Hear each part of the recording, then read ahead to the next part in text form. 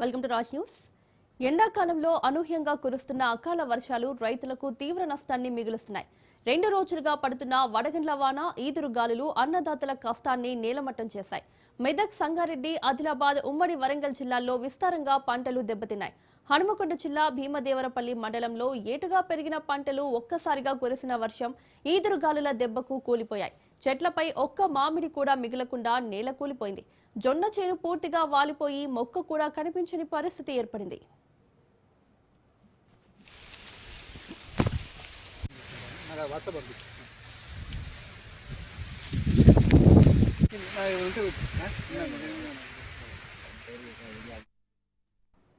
మంచిర్యాల జిల్లా చెన్నూరులో మిర్చి రైతులను అకాల వర్షాలు నిండా ముంచెత్తాయి.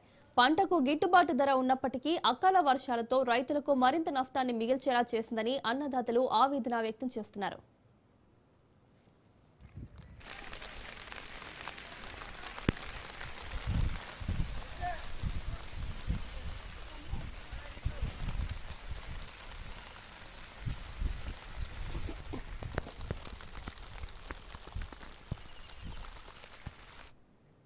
కరీంనగర్ జిల్లా వీణవంకలో అకాల వర్షానికి మొక్కజొన్న పంటలు నేలమట్టమయ్యాయి. 6 గాలం కష్టపడి పండించిన పంట నేలమట్టం కావడంతో అన్నదాతలు కన్నీళ్లు పెడుతున్నారు. అధికారులు పంటలను పరిశీలించి నష్టపరిహారం అందించాలని ప్రభుత్వాన్ని రైతులు కోరుతున్నారు.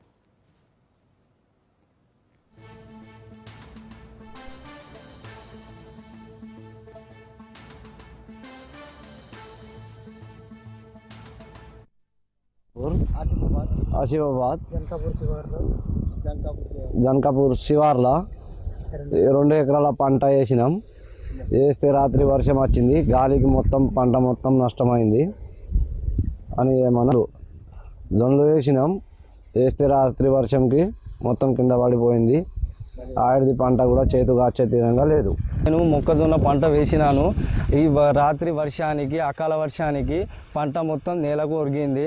నాకు ప్రభుత్వం నుంచి ఏదన్నా నష్టపరిహారం ఇప్పించగలరని నా యొక్క మనవి. అకాల వర్షానికి, రాళ్లతో పాటుగా ఈదురు గాలితోటి బీభత్సంగా వచ్చి మేము పంట మొక్కజొన్న వేసాము.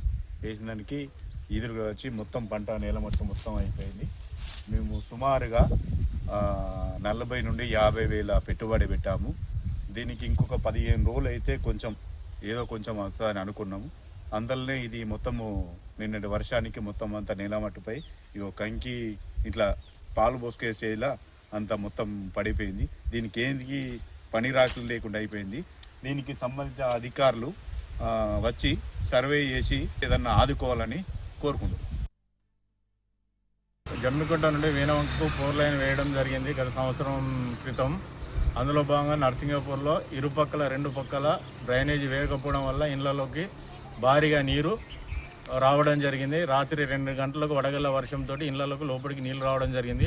దీని గురించి ఇంతకు ముందు కూడా మేము గ్రామ కార్యదర్శికి కానీ, అధికారులకు కానీ, కాంట్రాక్టర్ కానీ పలుమార్లు మొరపెట్టుకున్నా కూడా ఎవరు స్పందించలేదు. కనీసానికి పక్కన మొరం కానీ మట్టి కానీ ఏం పోయకపోవడం వల్ల రోడ్డు మీద వరద అంతా ఇళ్లలోకి చేరడం జరిగింది. చాలా ఇబ్బందిగా ఉంది, కడగలేకపోతున్నాం. మాకు ఎంతైనా స్పందించి అధికారులు కానీ, నాయకులు కానీ ఎవరైనా మాకు తక్షణమే దీన్ని చేయగలరని. ఆసిఫాబాద్ జిల్లా జనకాపూర్లో అకాల వర్షం రైతు జీవితాన్ని కుదిపేసింది. రైతు బాబురావు 2 ఎకరాలు, మరో రైతు 2 ఎకరాలు, మొత్తం 4 ఎకరాల్లో జొన్న పంట వేశారు. భారీ వర్షానికి కోత దశకు చేరుకున్న జొన్న పంట నేలకొరిగింది.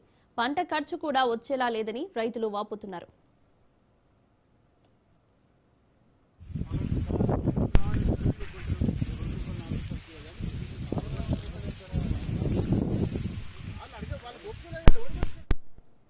వికారాబాద్ జిల్లాలో అకాల వర్షానికి రైతులు తీవ్రంగా నష్టపోయారు. కూరగాయల తోటలు వేసిన రైతులు పూర్తిగా నష్టపోయారు. మరోవైపు వడగండ్ల వర్షానికి 200 మేకలు మృతి చెందాయి. అకాల వర్షాలతో నష్టపోయిన రైతులను ఆదుకోవాలని మాజీ ఎమ్మెల్యే కొప్పుల మహేష్ రెడ్డి డిమాండ్ చేశారు.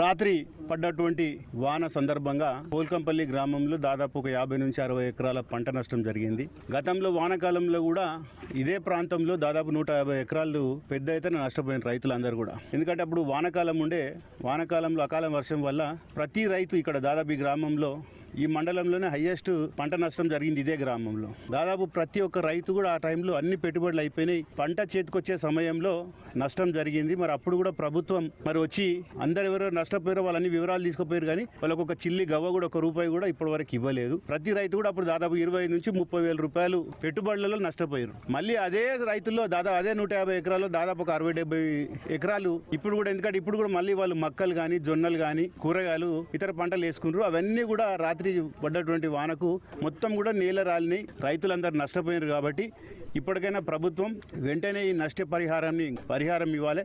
రాత్రి పడ్డటువంటి ఇదే అంశానికి సంబంధించి మరిన్ని అప్డేట్స్ మా ప్రతినిధి చంద్రశేఖర్ అందిస్తారు. చంద్రశేఖర్, తెలంగాణలో కురిసిన